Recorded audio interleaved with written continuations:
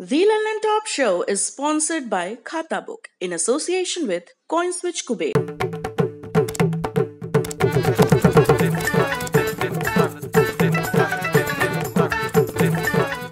झंझट से मुक्ति, खाता बुक से दोस्ती। खाता बुक, बिजनेस हुआ इजी।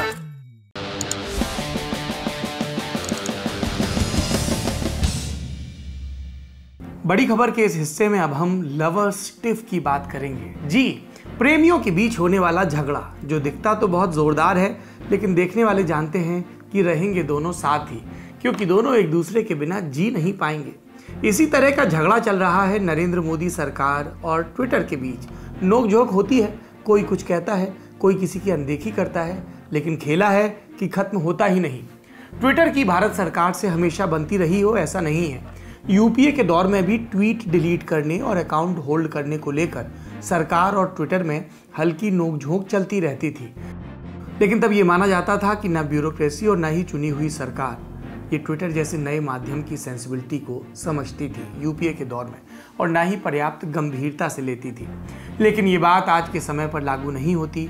आज सरकार चला रही पार्टी और उसके नेता उन लोगों में से हैं जिन्होंने भारत में सबसे पहले ट्विटर की सोशल मीडिया की राजनीतिक ताकत को समझा और उसे अपनी रीच बढ़ाने और नैरेटिव गढ़ने के लिए इस्तेमाल किया।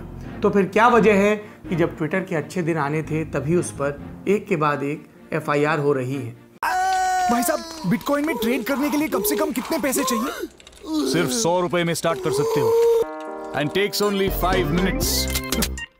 CoinSwitch कुबेर डाउनलोड करो और बिटकॉइन में ट्रेड करो। Fast, credible, flexible. ट्रेड कर बेफिक्र। इस सवाल के जवाब में एक लंबा निबंध लिखा जा सकता है, लेकिन फिलहाल कुछ तात्कालिक कारणों पर ध्यान देने से काम चल जाएगा।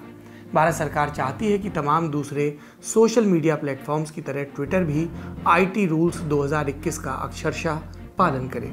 आईटी रूल्स 2021 को लेकर सरकार का दावा है कि वो नागरिकों के डेटा और निजता की सुरक्षा को ध्यान में रखते हुए ये कदम उठा रही है। ऑनलाइन अपराध ना होने पर जांच के लिए डेटा उपलब्ध कराया जाए और नियमों का पालन सुनिश्चित करने के लिए अफसरों की नियुक्ति हो।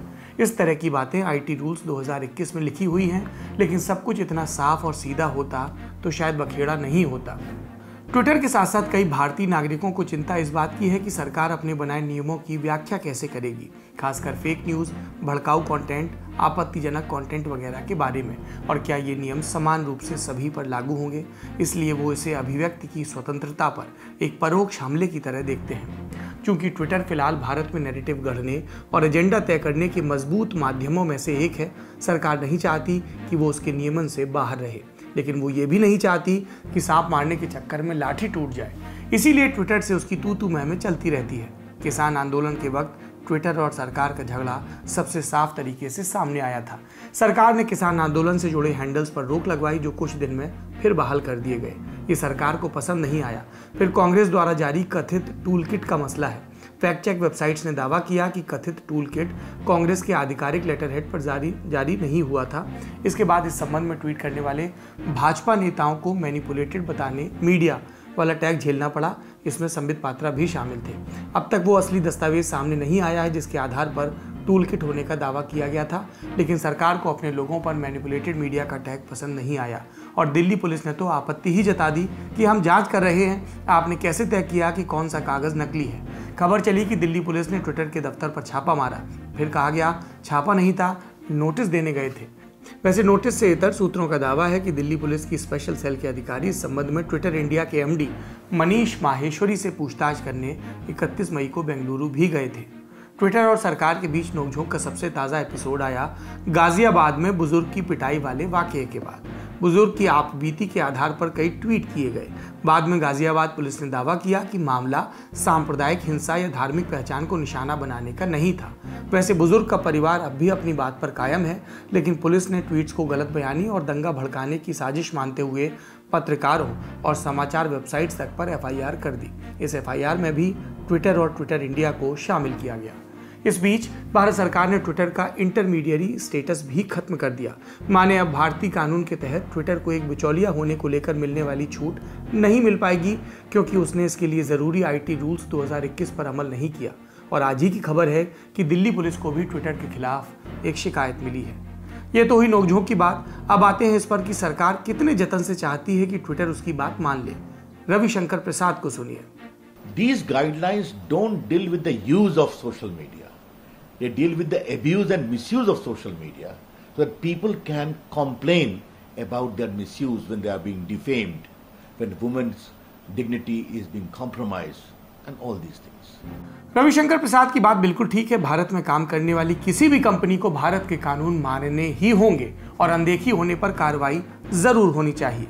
लेकिन मंत्री जी को इस बात पर भी ध्यान देना चाहिए कि आखिर क्यों उनकी सरकार के बनाए कानूनों की नीयत पर शक किया जा रहा है। क्या अतीत में ऐसी कोई गलती हुई है जिसके चलते अच्छी मंशा से बनाए गए कानूनों में भी बुरी नीयत ढूंढी जा रही है?